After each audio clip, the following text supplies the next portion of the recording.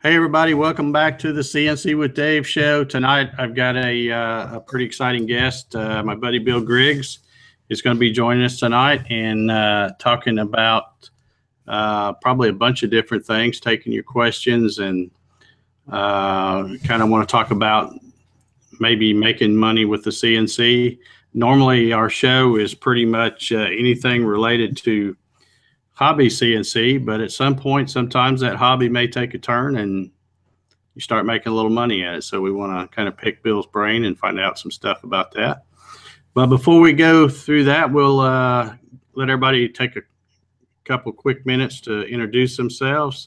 And I'm going to start over here on my far right here. Zach, you want to go ahead and tell everybody who you are and where they can find you? Yeah. Hey, I'm Zach Mandering. I have a YouTube channel called Southern Ginger Workshop, and you can find me, of course, on YouTube as well as most actively on Instagram under Southern Ginger Workshop. All right. Thanks for being here, Zach. Next, Russ Meadows. Hey, everybody. Russ Meadows. You can find me on Facebook and Instagram under Rusty Nails Woodshop. All right. Thanks for being here tonight, Russ. Rich, you're next.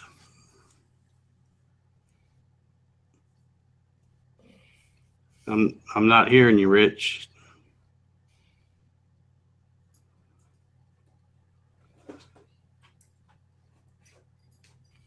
Yeah, we've lost audio. We'll come back to you, Rich, and we'll go ahead and go down the line and we'll come back to you.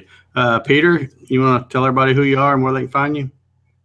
Yeah, hi everyone. My name's Peter Pasquallo. I live in New Zealand. You can find me on YouTube under the name of CNC Nuts, also on Facebook, Twitter, and Google+. Thanks for having me, Dave. Okay, thanks for being here, Peter. Next, I see Michael. I don't know if he's got video or not. Michael, are you there? Yes, sir. I'm fix it. Okay. Y'all see me all right? No, we don't have any video.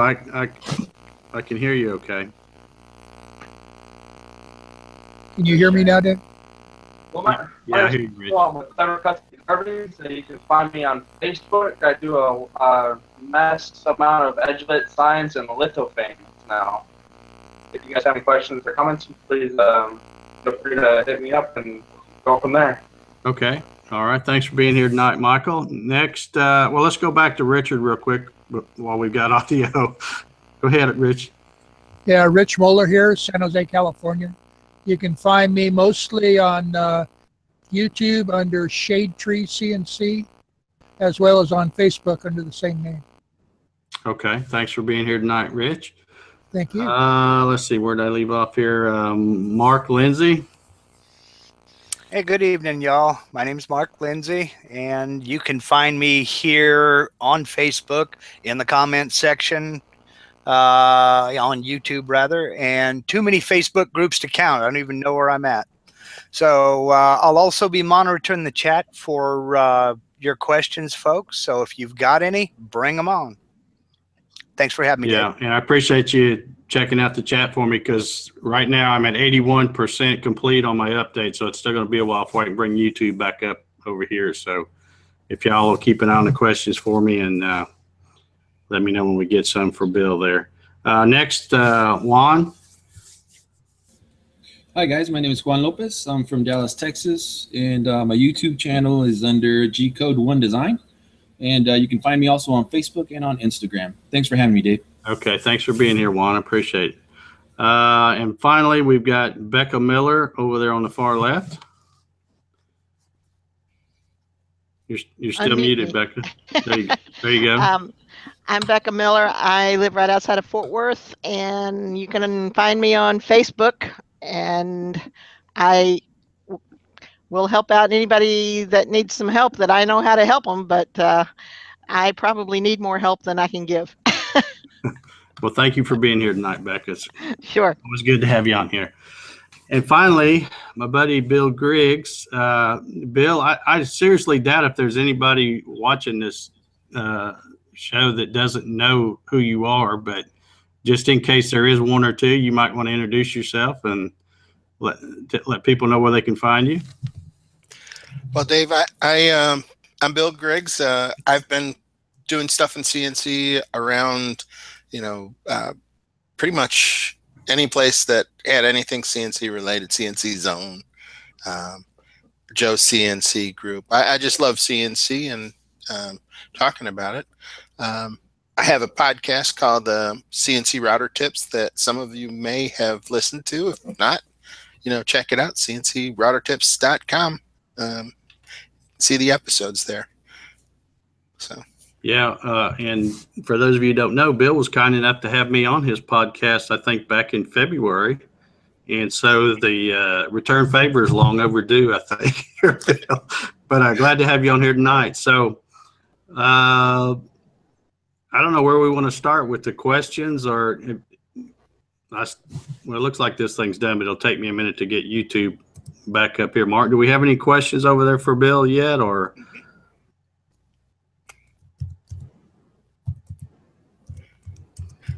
It's probably early for folks to have any questions and to know what I'm talking about. Okay.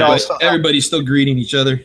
Yeah, it also helps if I unmute my microphone. Folks are still getting settled in, but I do got to say, Dave, that the bottom third of your face is cut off by the thumbnails over on YouTube, so you can aim your camera a little bit different. Okay, is it still like that? Let me shut up. I mean, if I have it where my head's cut off, then it'd be like most of my videos, I guess. There you go. That's better. That's okay. Better.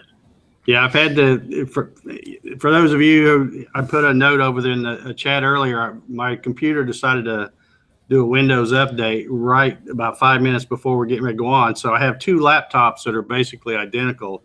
So I had to switch them. So now I'm on the other laptop, and the other one just finished. So.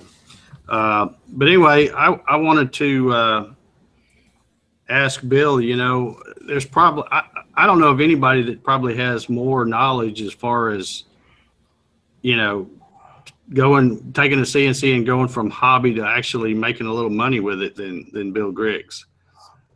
So. Well, thanks. I don't know how well deserved that is, but I'm trying to learn how to take compliments better. So I'll take it in the spirit it was meant. Well, I listened to your last 2 or 3 podcasts, and especially that last one I really enjoyed. I listened to that twice, actually, in case I missed something the first time. Yeah, one of the things that we talk about a lot in CNC Router Tips, when I started it, I don't know if there were any other CNC podcasts out when I started. There may have been. But it's been about a year now, and I was looking to put out information because when I first visualized having this podcast, it was going to be question and answers, something that was short that you could listen to during your lunch break or whatever that answered a question. And we tried that format for a while, and I put up a voicemail place where somebody could leave a question. And we got a few questions, but not nearly enough to continue doing the episodes that way. And so I just started talking about things that were on my mind or that I heard other places. And so one of those things was, I always was in the forums, and I hear people say, oh, man, I can't, this is just a hobby. I don't know how anybody makes any money at this. Nobody can do that. That's not, that's not possible. And I'd also hear from guys who were, quietly going out and doing things day in, day out, and they were making a living doing this. Some guys are just doing that. And so I knew that there was a disconnect somewhere between these two thought processes, and I started looking into it. And, I started doing some surveys and polls and things, and that's what the last podcast episode was about, how much should you charge for your work if you're doing a CNC project. And I went around and I looked, and I found all the surveys that I could. There were a few on CNC Zone. I did one in our group on Facebook. For those who don't know about our group, it's the hashtag CNC Router Tips group on Facebook. You can find that at facebook.com/groups/CNC CNC router tips. Anyway, inside there, we took a poll, and I just read off some of the answers, and it was pretty informative information.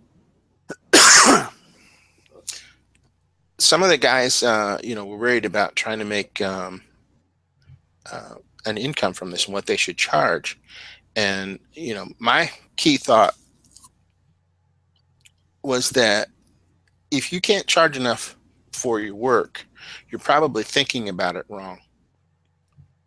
A lot of times you'll think of yourself as a laborer because you are a laborer during your day job, and you work for an hourly wage.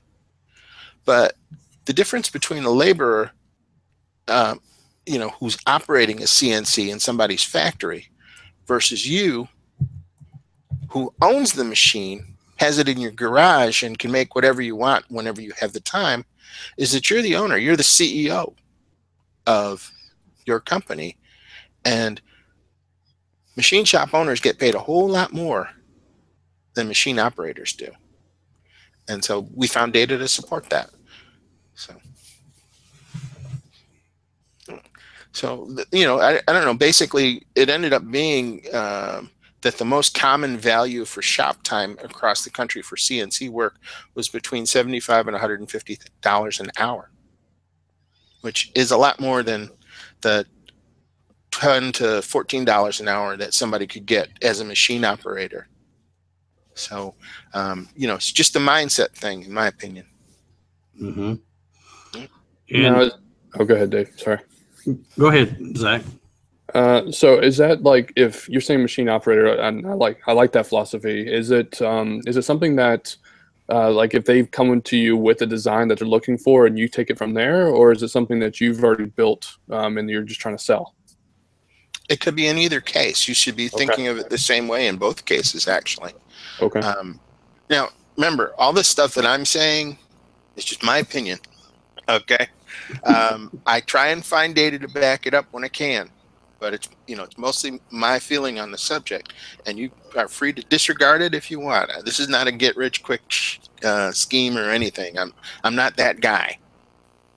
Well, I just want to say I listened to that podcast that you're referring to. I listened to it the other day, and it opened my eyes, because I was thinking more along the lines of the laborer and stuff. And what I do normally, and I never really considered, well, I do own the machine. If I ever get it finished, I got one. And so I'm kind of ready for the upper end of it. I liked what I was hearing. Same goes here. I think that's how almost everybody probably looks at it. Doesn't realize, I guess. Mm-hmm. Yeah, I mean, we're kind of preconditioned to think that way because we've always gone in to work a job. I mean, I worked a job before I retired, and it was an hourly situation. So it's taken me 5-6 years, maybe, to really come to this conclusion, believe in it, and have it work. So it is what it is. Peter knows. We started building machines about the same time. I think I got my plans for Joe's machine in 2009. It wasn't my first CNC, but I really didn't have a machine that was capable of doing repetitive work before that. What year did you build yours, Peter? It would have been the same as yours. I think about 2008, 2009, something like that. Yeah. And, what was cool about Peter was he started doing stuff with his machine, and he started showing people, and he was the first person I'm aware of that was doing YouTube videos about CNC routers. Dave may have him beat, but I'm not sure. So anyway, it's just one of those really cool things to me. Okay, we have a question from the chat over here, Bill, from P&G Custom Woodworks, basically dovetailing into what you're talking about. Is there a specific pricing formula? There were several that popped up, but no, the answer is no.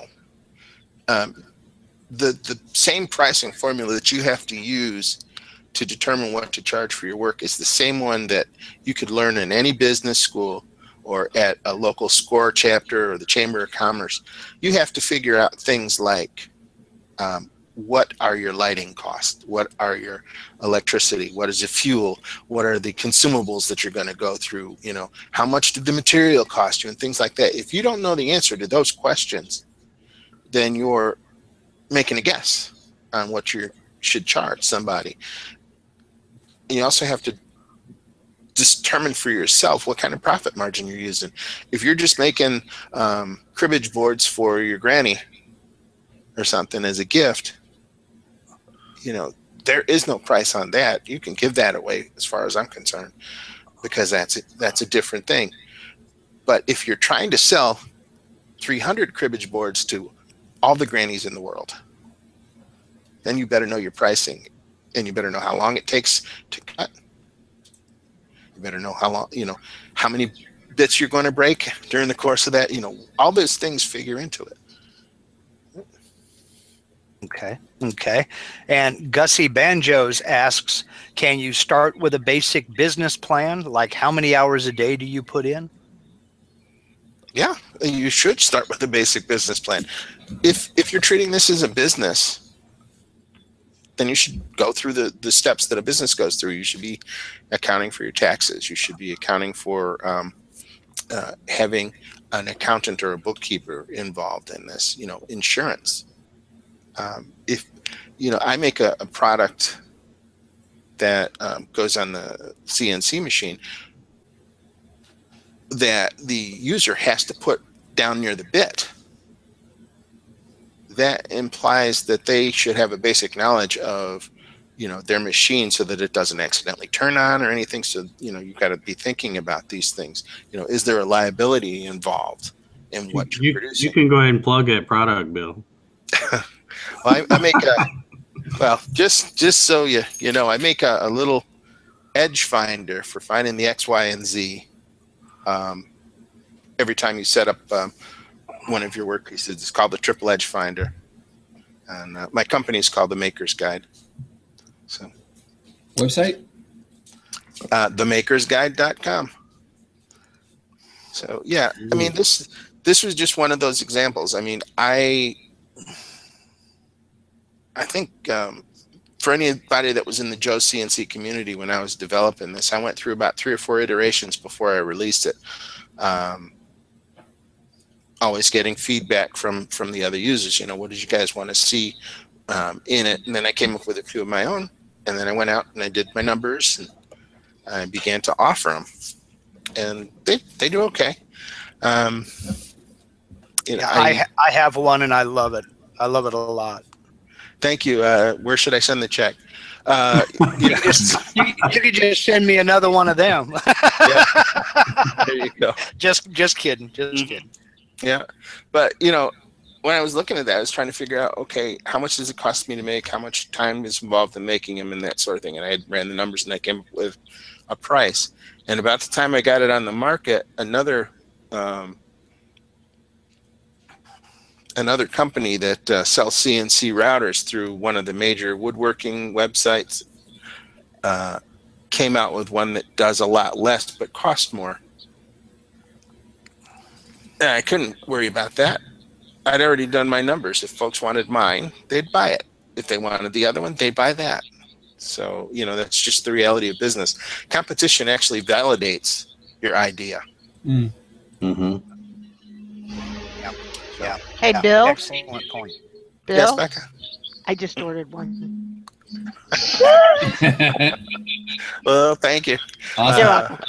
Yeah, very cool.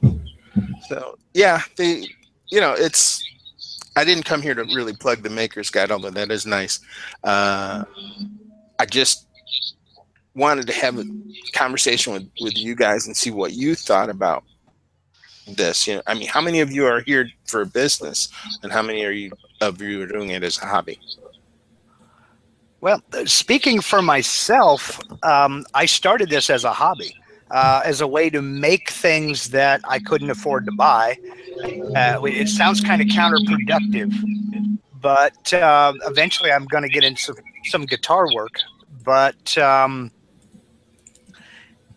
just anecdotally speaking, I know the jobs are out there, and I have a full-time career, so I can't devote the time to get into production work with my CNC. But I've told this story before. I just had the plans. I had just ordered the plans. I don't even think I had them yet. And I was out shopping for sheets of plywood to cut my CNC out on, and I went to this one cabinet shop and told him what I wanted and why I wanted it for. And well, he goes running over to this cabinet and pulls a drawer out, brings it over, and it had this nice grapevine pattern 3D carved into this drawer front. And he starts talking about ordering 30 or 40 drawer fronts and cabinet doors from me. And I'm like, whoa, stop. Shed, I ain't even got the machine built yet. So the money is out there. The more people know you're there, the better. But we got P&G Custom Woodworks asks another question. Well, not really a question so much a statement here. He says $100 an hour sounds nice, but we're not in an industrial environment. Does that really matter? I don't think so. I personally don't think so. I really don't think so. If you can't find the client, if the clients that you're finding aren't willing to pay for what your actual value is, you've got a real number that you're dealing with when you're trying to set up your product. Okay, if they aren't willing to pay that, then you either didn't do your homework right or you've got the wrong client. Right. Okay, and so you have to figure out who your avatar is. How deep do you guys want me to go? Go for it. Oh, okay. We get pretty deep sometimes. All right. Well, the term avatar refers to your ideal customer. Okay. So I know that the majority of the people who are buying, let's say, the triple edge finder, they're new to CNC.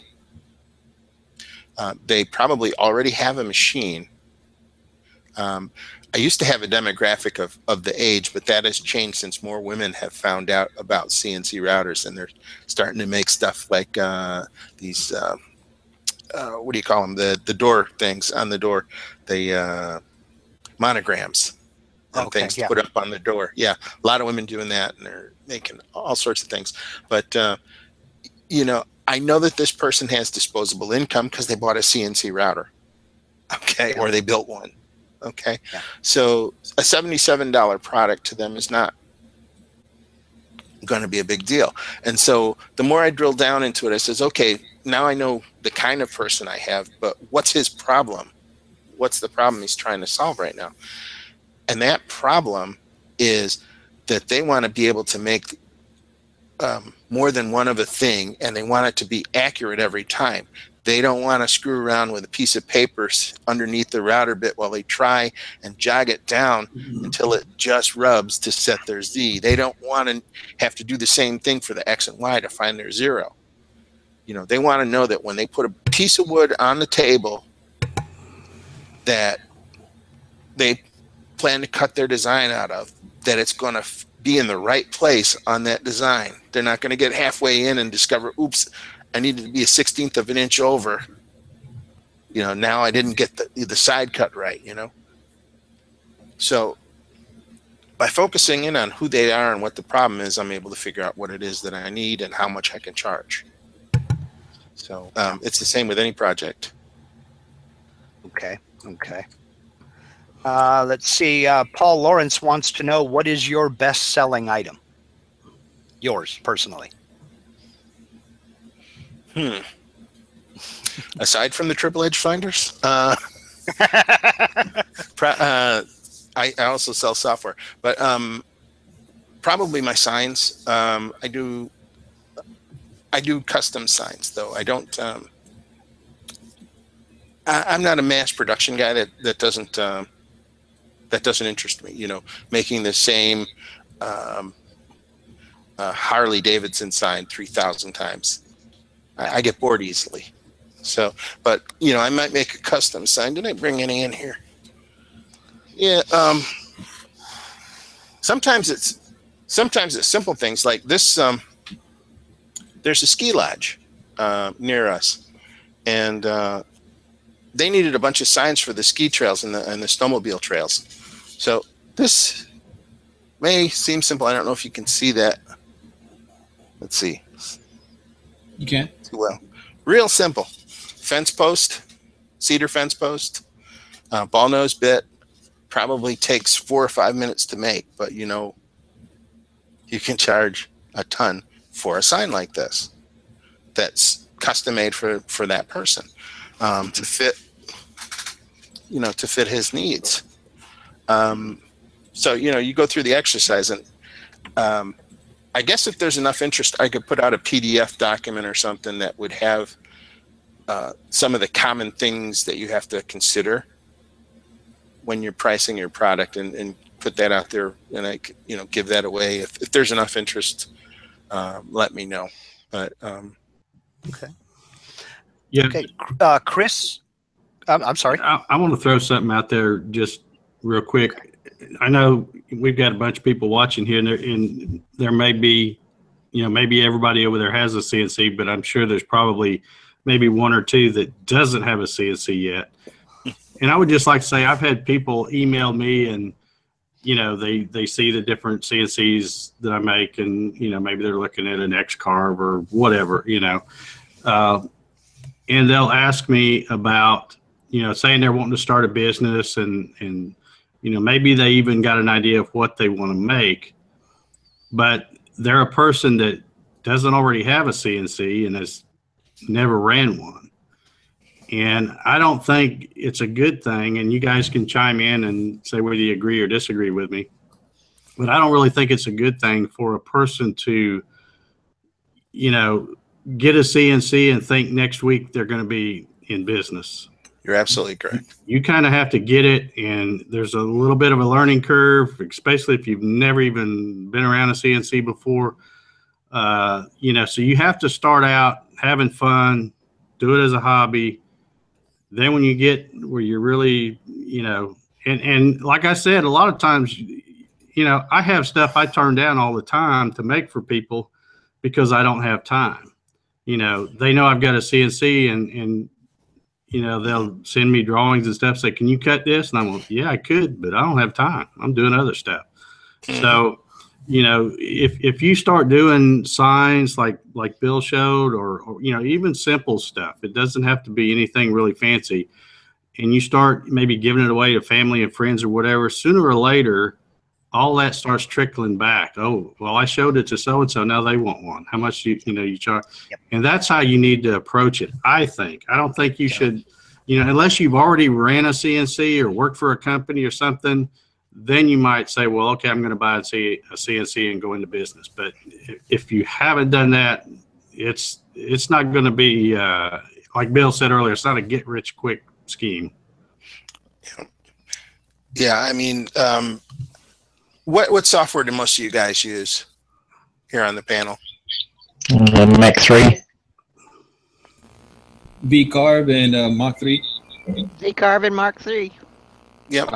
Yeah, and I use V-Carve. I bought it from you. And Mach 3 as well. Well, I bought Mach 3 from you. Yeah. So I'm different. I use ArtCam. Mm-hmm. Yeah. Who was it just bought that? Autodesk just bought ArtCam, I think. Yep, and I have the newest version as well. I have the original one from, was it Delcam? And then I have the newest one from ArtCam. Or I'm sorry, from Autodesk. Yeah. The point I was making was all of these pieces of software have a big learning curve. The ones that we've mentioned, the V-Carve and the ArtCam, both have nice user interfaces. So they're not really hard to learn from that standpoint. But it does take time to get your mind wrapped around the different kinds of cuts you can make. Pockets, toolpaths, V-Carve toolpaths, the whole 9 yards. And then you have to learn how to do feeds and speeds, and then you have to learn how to finish and sand and all of that stuff that goes into it. Sorry about going off camera for a second. I just wanted to to bring this point home. I put a link in in the chat box for makermasters.com. That was my first website. And on there, I did like a 10-part series, and it's free. Anybody who wants to go there can go and look at it. It's called the CNC Sign Project. And my next door neighbor needed a sign for her Holstein farm because she does Holsteins. So I did about 5 or 6 prototypes before I cut the final sign, and I showed every step of the way on it. And this was the first good prototype you see on that sign, and it's out of MDF. Now she got the good sign, and that's the way it should be. I only have some of the samples left from that, but the point I was going to make about this is when I started down that path to make her a cow sign, her first sign wouldn't have been very good. By the time I got done with the process and the learning process and documenting it and showing it, anybody who took the time could do that sign.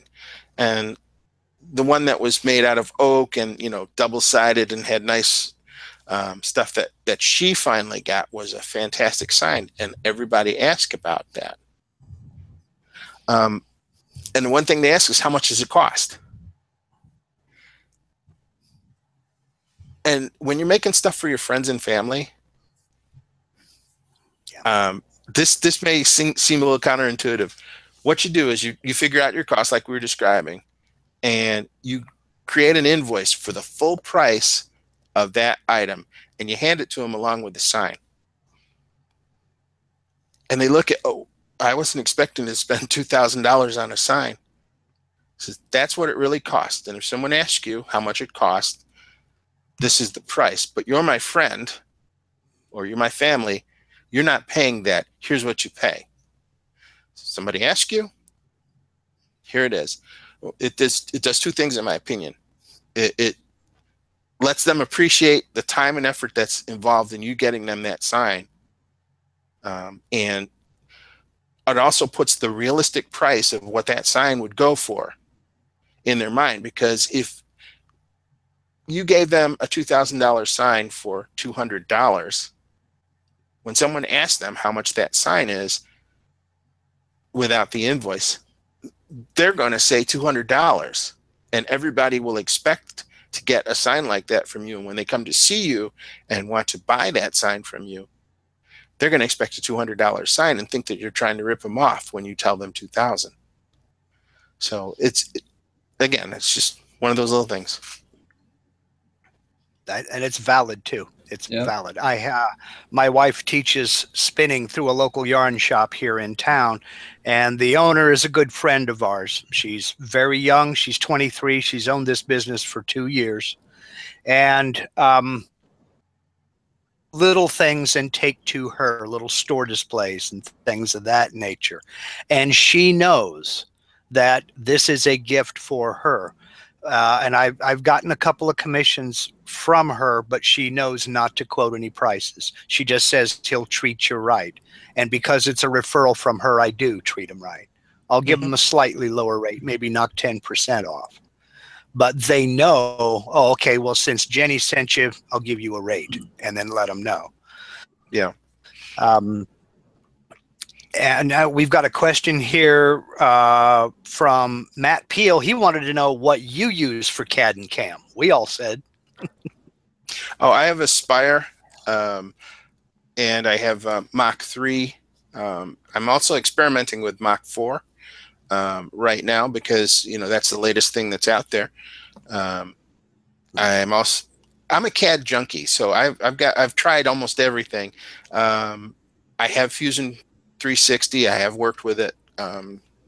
It's a good piece of software, but it's not particularly user friendly yet. I think maybe they'll change that down the road, but right now you have to know a lot to use it. We use Mastercam at school where I sometimes teach, so I know that as well. But what I use on my day-to-day stuff is Aspire from Vectric. Okay. And John Biggs is wanting to know, what is your favorite CNC to work with? Are there any special designs, sizes, makes, or models? The one that I've never seen that's really cool. I don't know. You know, other people's CNC, I really love everything CNC. I built my own machine. So if you were going to ask me what's the favorite one that I've used, that would be it. Mine is called the Warp Drive Project. It's a modified Joe's CNC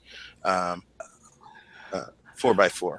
Yeah, I kind of was talking a little bit about the Warp Drive Project. For those of you who don't subscribe to Bill's channel, go check it out. And I don't think they believed me. What kind of rapids are you getting on that machine there, Bill? Oh, the rapids are something that anybody can get. You know, you can get 1,300 rapids, but the cutting speeds I was getting is 700 inches a minute. Wow. Yeah. the reason I built the Warp... Yeah. Okay. No self-promotion here. The reason I built the Warp Drive was because I wanted to do some 3D work, but I didn't want to sit there for 24 hours while it was happening. And so I started looking at why it was taking so long, and all the rest of the axes of the machine could move really fast. But the Z-axis was what was the bottleneck. Yep. And so that's why I built the Warp Drive, so that I had a faster Z-axis. And it wasn't just faster. You had to tweak a couple of other things to really get it, because the truth of the matter is, when the route, I'm getting off really deep here, but the multi-axis. Yeah, when the router bit is doing 3D work, it's making a lot of really short moves. Mm-hmm. So if you have the maximum speed that this axis can move, it has to accelerate up to that speed. Okay, and in the short maneuver, it doesn't generally have the time to accelerate up to full speed, and so you have to tune a few other things in order to get the bit to be moving at that speed. And when you're done, you may have some ridiculously high numbers in your Mach 3 motor tuning, but it actually gets the job done. So anyway, so that was another labor of love. I tend to go into deep end projects a lot that take a while to develop, because it just holds my attention. I don't know. That's the way I'm wired. I just want to know how much horsepower you got in that thing. 700 horsepower or what? No, it's using conventional. It's using conventional CNC components differently. Thought it might be a space shuttle. No, it's got NEMA 23 motors there. I think they're 500 maybe inch ounce. You know, nothing major. It's even got a hobby CNC control board. I mean, you can't get much simpler than that. You know, the smooth stepper's in there too, but that's another story. Yeah. Yeah, it's just, I don't know. It's just different. I wanted a CNC that was done with rack and pinion for the Z, and that's how I did it. Cool. Okay. Okay. What's your router rated at, Bill? I'm sorry? What's your router rating? How many horsepower is that? Oh, it's only, I think it's 1.5 horses. It's a Craftsman router. It's not even anything special. I chose that router when I started out because I knew I could run down to Sears and get one for, you know, 80 to 100 bucks when it broke. You know? Yeah. I would love to put a spindle on it. I just haven't sat still long enough to order one. I know that feeling. Okay, one last question here, and taking it back towards business. Chris Glitzos wants to know that, okay, production work is okay, but how do you find clients to keep you busy while it's still a hobby and get you busy enough to turn it into a business? that's kind of what I was alluding to. You meet people every day, and if the more people that know what you got and what you can do, the more they're going to be interested. Well, here's some things that worked for me. I mean, I don't have a magic answer for this, but here's some of the things that are working for me. Almost every town or every county has a chamber of commerce, and in Syracuse, New York. Now, I say New York, and everybody thinks New York City. That's not the case. There are sheep in the backyard and horses and things like that. We're rural here in this area, okay? But Syracuse is a city of, medium size. So they have a big chamber of commerce, and there's always some kind of event where they're trying to encourage small businesses and local businesses to get together to grow their businesses and to deal with each other. And so, I go on meetup.com or whatever, and I look up, when there's an event going on, and I show up. And, if you're going to do it as a business, get a business card,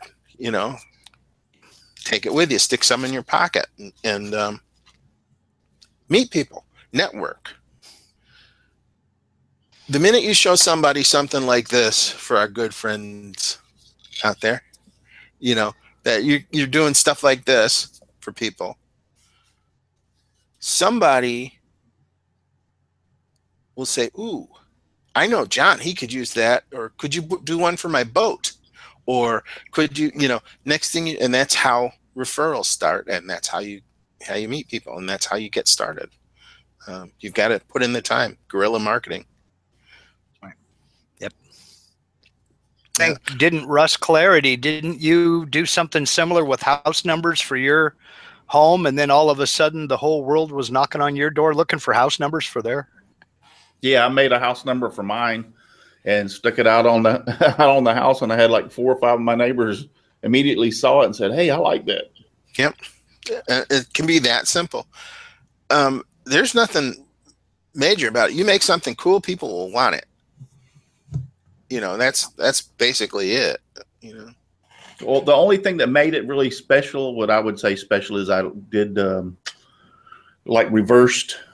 Instead of engraving it, the letters stood out. I did a pocket hole, in other words, so the numbers stood out away from the sign rather than like everybody else carves them into the sign. So that was the only thing that was really special about it. But people just took to it and liked it. Yeah. What material did you use? Pine. I made mine out of pine and just painted it real good. And I painted the letters a real dark. My house is brown and tan. I painted the numbers a real dark brown, and then painted the background a white and with a brown border, and so it stands out really. And that's all I did was just plain old pine. Just made sure I painted it really good.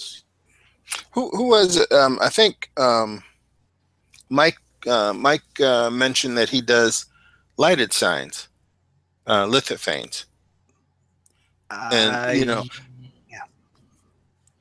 Yeah, he's not with us any longer. He had to drop out, or I don't think he had a good signal. But yeah, he's posted some pictures on Facebook. He does a lot of very cool edge lit signs. Yeah, so let's take that as an example. Okay, so a lithophane. You guys are trying to think of what to do. Okay. All right, so you've got a lithophane. You know how many hours it takes you to make. You know how much the material is, what you're going to make it out of, and everything. So you can come up with your price. But who's going to buy a lithophane? Okay. A lithophane is a picture, basically. It's a pretty cool, unique picture, but it's just a picture. Who is it that sells pictures?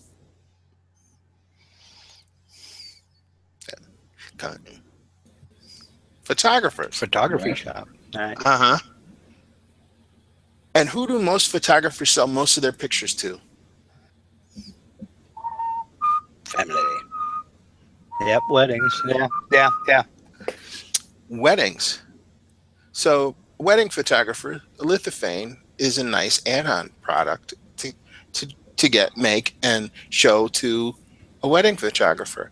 Maybe you set up a partnership or an alliance, or you become their customer now, because now they've got something unique to sell to the brides that the other wedding photographers don't have. That's right. And so you get the occasional money, especially through June. Okay. Well, actually, it would be after June, because it would, be something they're going to want pictures from the wedding. But think about it. Baby pictures work really well too. Yep, baby pictures. So you got to think, who is that avatar? Who's going to use that lithophane? Mm-hmm. Somebody who wants a really cool picture that nobody else has. I had a job working for a guy running his CNC machine. He bought a big, what do you call it? Unsrud. It was an Unsrud machine with a automatic tool changer, the whole 9 yards. He bought it at an auction, built a big garage, put it in there, had no idea how to run it. And he had a guy that was running it for him, but then he left. And so his business is dead because he had no operator for that big, $100,000 machine. So he asked me through the college where I sometimes work, he says, do you think you could get this going? And so I went over, took a look at it, figured it out when we were running the machine. And so he had me doing hourly work. Well, you know what his product was?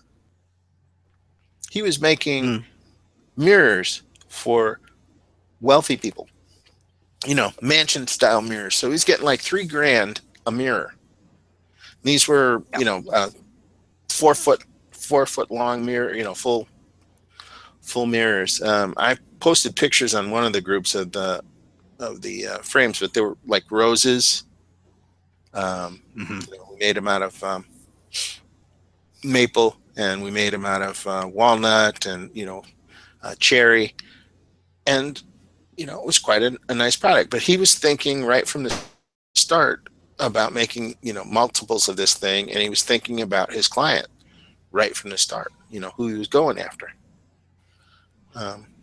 There's not a whole lot of houses in this area, but in California, there's a lot of them there. And, you can sell it on the internet just as easy as anybody. You just have to know where your clients are and where they're likely to come. That's right. Go to a golf course, not the municipal course. Go to a golf club. The clientele you're after, because the golf courses need signs too. Yep. Telling you. Let's see. John Biggs wants to know, do you do any projects with a 4-axis CNC? I don't own a 4-axis. I have run a 4-axis, fourth axis. In fact, I'm an adjunct instructor at Morrisville College, which is a local state college around here. And the mechanical engineering technology project is what we do every year. The first year we built a 3-axis CNC machine. The next year we built the 4th axis for it. And when we built the 4th axis, I got to use it a lot. So, okay. Well, if you find yourself wanting to build another 4th axis, I know a fella who has some plans. So, yeah. Well, the idea was for us to look at the problem, figure out what was involved, and then we designed our own 4th axis and we built it. And that was the project. And they got it done, and it works. And I'm very proud of them. So yeah, that's a good program to be in. Now, is there any particular place you tend to buy your parts from? Going specifically to one supplier over another? Depends on what I'm building. I got stuff from CNC router parts. I got stuff from 80/20 garage sale on eBay. For the extrusions. The tractor supply store for bolts, anything. Well, this one I get this one a lot from friends and online friends who are in Canada. do you have any advice for folks in Canada or even overseas who are looking to get into building a CNC, because it can be real expensive from America? Yeah, find somebody who's coming up to Canada with a big truck.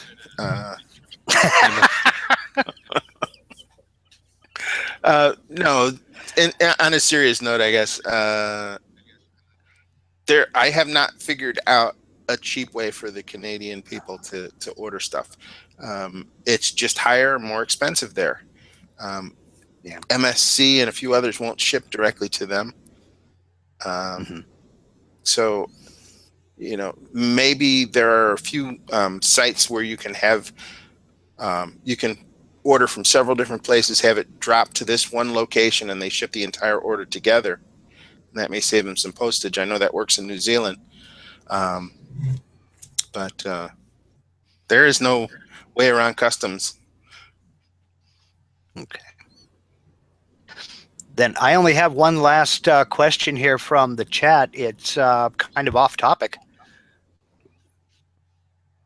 But Lyle Foyt wants to know, can I use a smooth stepper or UC100 with my hobby CNC driver board? Yes, to both. I use the Ethernet smooth stepper with my hobby CNC board. It works great. The UC100 would be the same thing. It would just plug into the printer port and then into your USB. So it should be fine. Okay. Okay, and that's all the questions I have over here from the chat.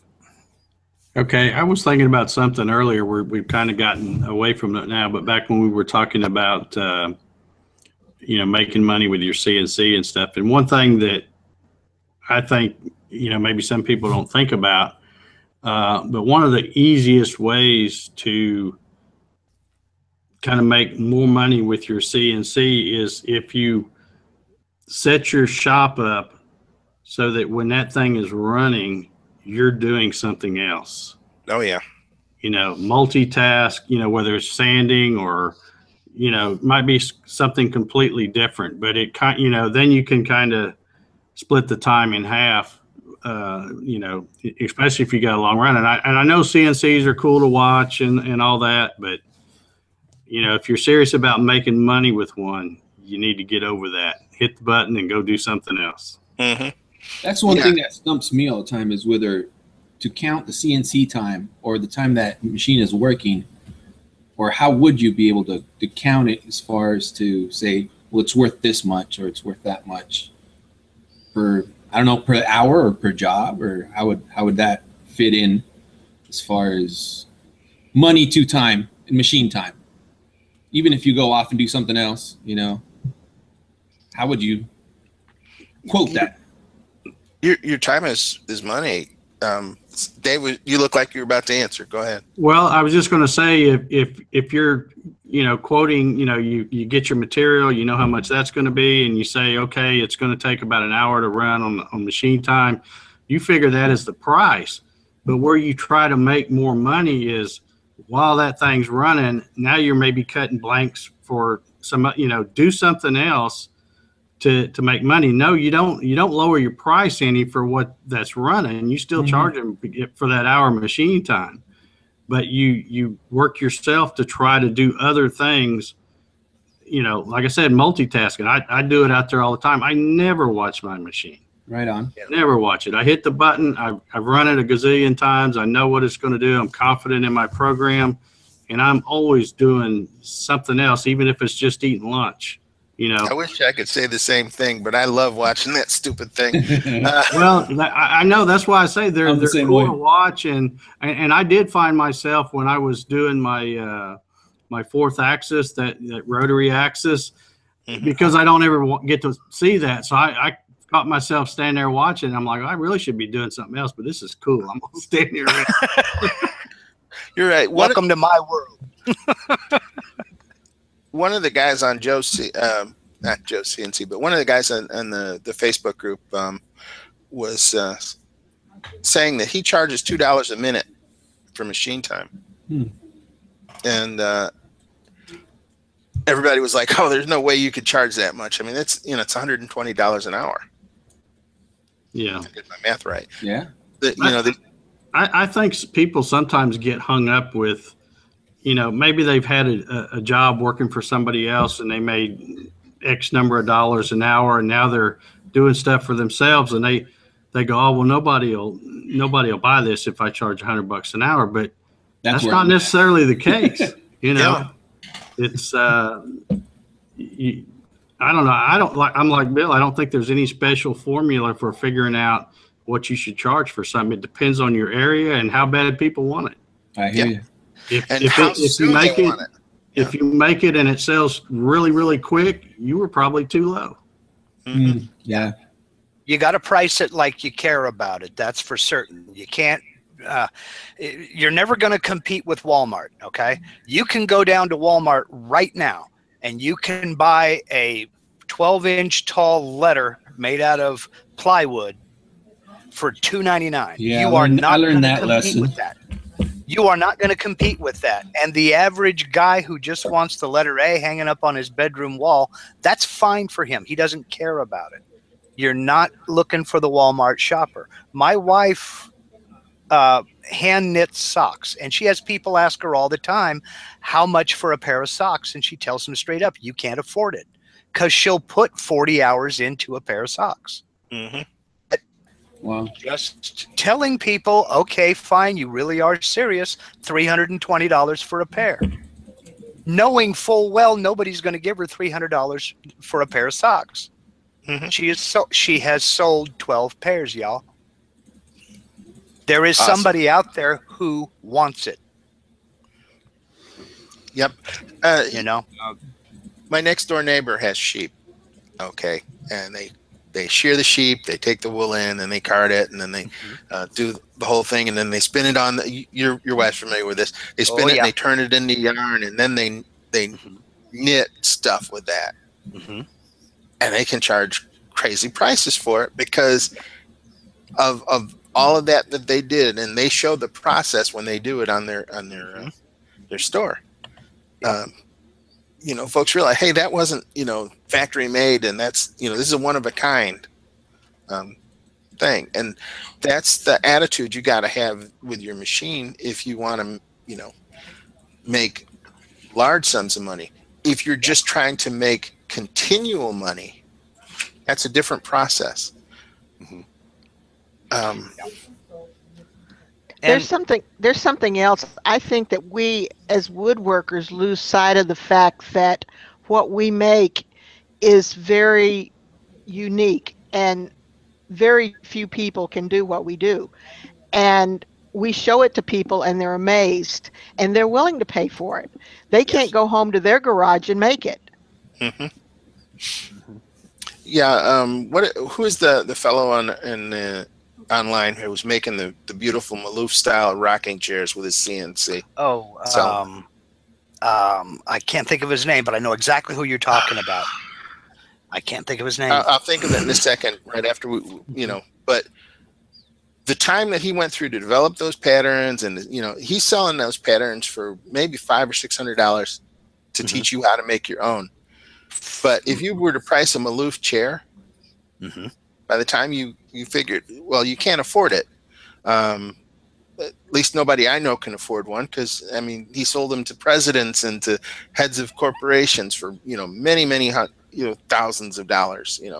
Probably as much to buy a car as to get a real Maloof chair.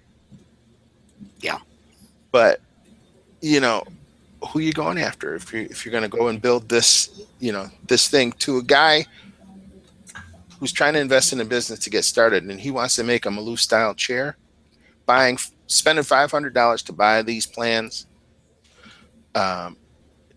for a chair that he's probably going to sell for $3,000 or $4,000 when he's done. Yeah. Kind of a no-brainer. If I give you $500, if you give me $500 and I hand you $3,000, how many times would you do that? Many times as you could. So, Exactly. For those folks in Canada here, just real quick, Brad Farrell has a comment here. He said, I built Dave's CNC and I'm in Canada. Yes, it cost me a lot more than someone in the States, but I've had so many comments on it and fun with it. It's just worth it. Oh, yeah. Thank you, Brad. There's a book I could recommend to anybody who wants to get their mind around how to go about this. I did a podcast episode about it.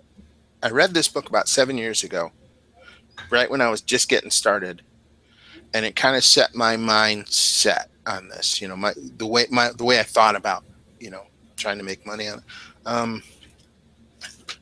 it. Now, this seems like get rich quick, but it's not. This is a book from Laurel Langmeyer. It's called Cash Machine for Life. Okay, and she teaches you how to model a business. What you do is you find a business that already exists that does what you want it to do,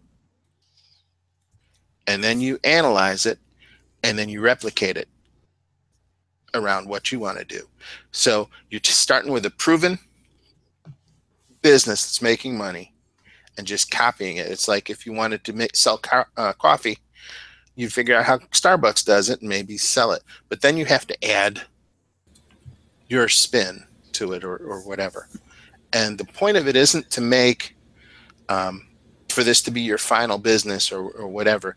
It's to be the business that churns money through it over and over again. So if the thing that you're making is those letters, as long as your numbers work, you can keep making letters all day long.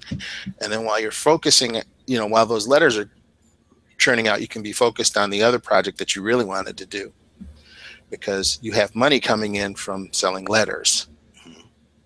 You know. What was the name of that author again, please? The author is Laurel Langmeyer. It's Langemeyer.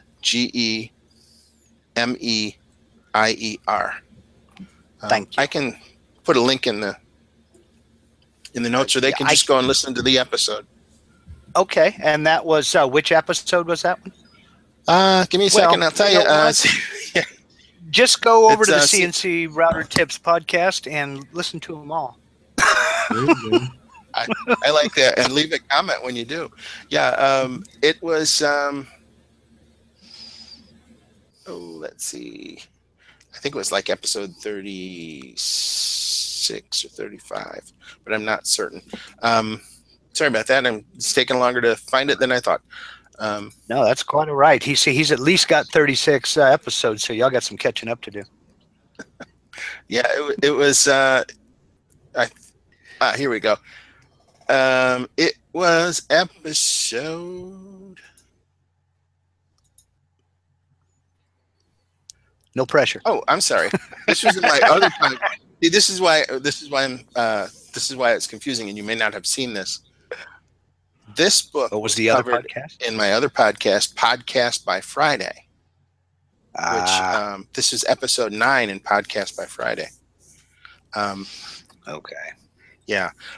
So podcastbyfriday.com/09 will get you to that. And I'll put a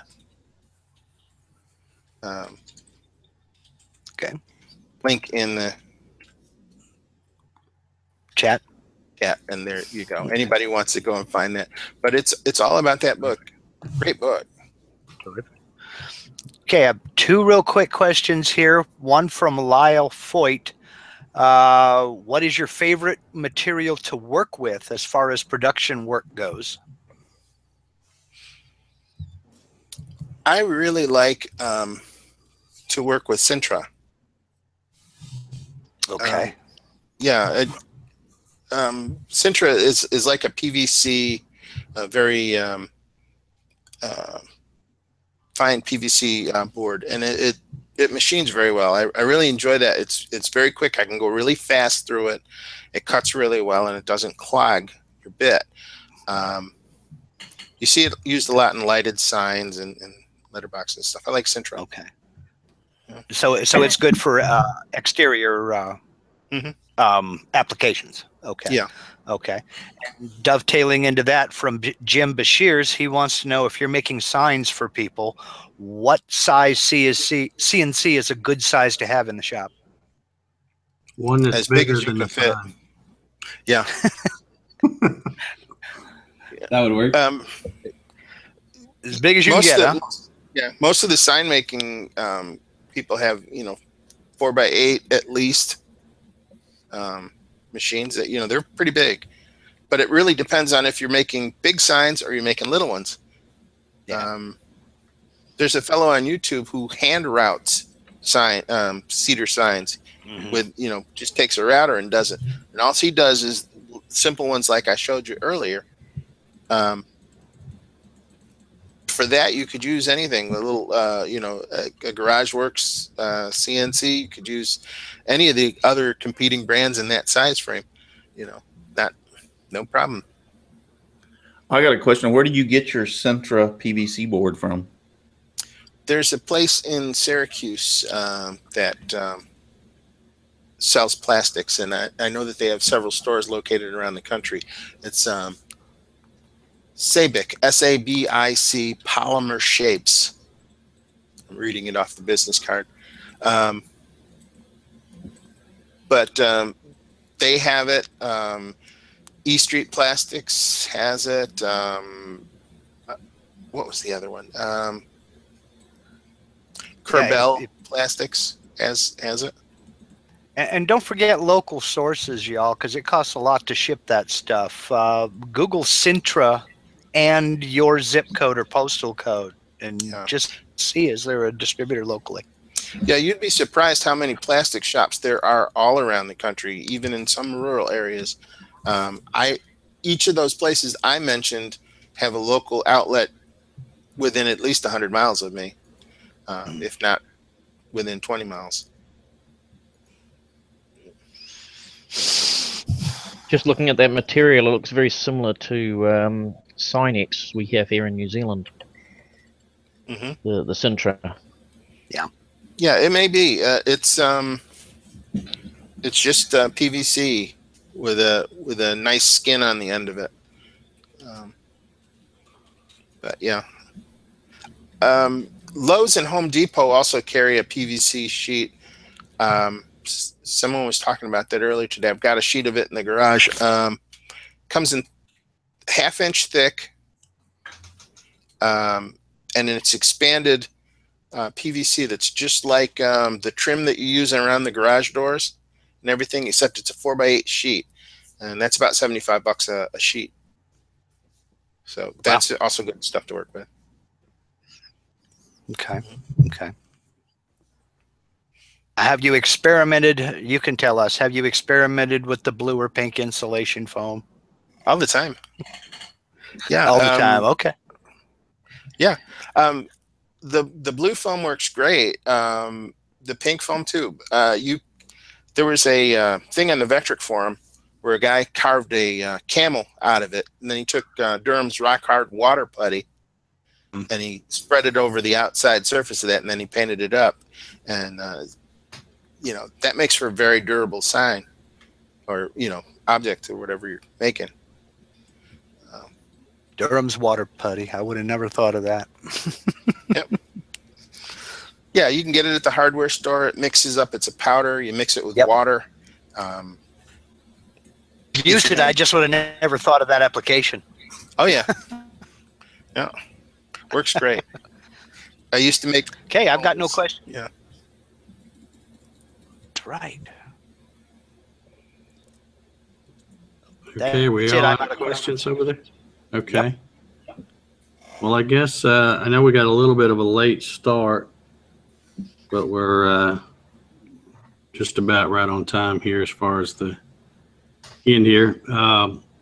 I guess we don't have any more questions. We'll go ahead and put this one in the books. And I want to thank everybody that's been hanging around over there. We've got like 91, 92 people watching.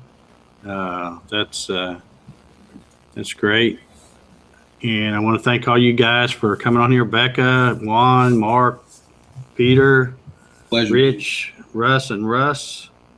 And I know Zach had to bail out on us a little early here. He had something he had to take care of. So thanks, Zach, for coming in tonight. And especially you, Bill. I appreciate having you on. It was an honor, Dave. it looks like we're going to have you back, because I know there's going to be some other topics that you're going to be the go-to guy. So, well, I appreciate the invitation, and you know, just let me know. I'd be glad to stop by. One other thing, if anybody is in the Rochester, New York area next weekend, they're having a mini maker fair, and I'll be there, and a few other YouTube people will be there. We're going to have Jimmy DiResta there. There's a whole bunch of guys, and you know, I'm sure I'm forgetting them all. I'm just drawing a blank at the moment, but several people will be there that, you know, would be interesting to us CNC guys and things. So if you get a chance, come on out. Okay, very cool. All right, well, I guess we're going to wrap this one up. Thanks again, everybody, for hanging around, and thanks for all the great questions. If you liked watching this show tonight, please leave a thumbs up and all that on your way out. And I guess we'll sign off and call this one done. Thanks, everybody. We'll see y'all later. See ya. Thank you. Thank you. Have a good night, y'all. You too. Bye.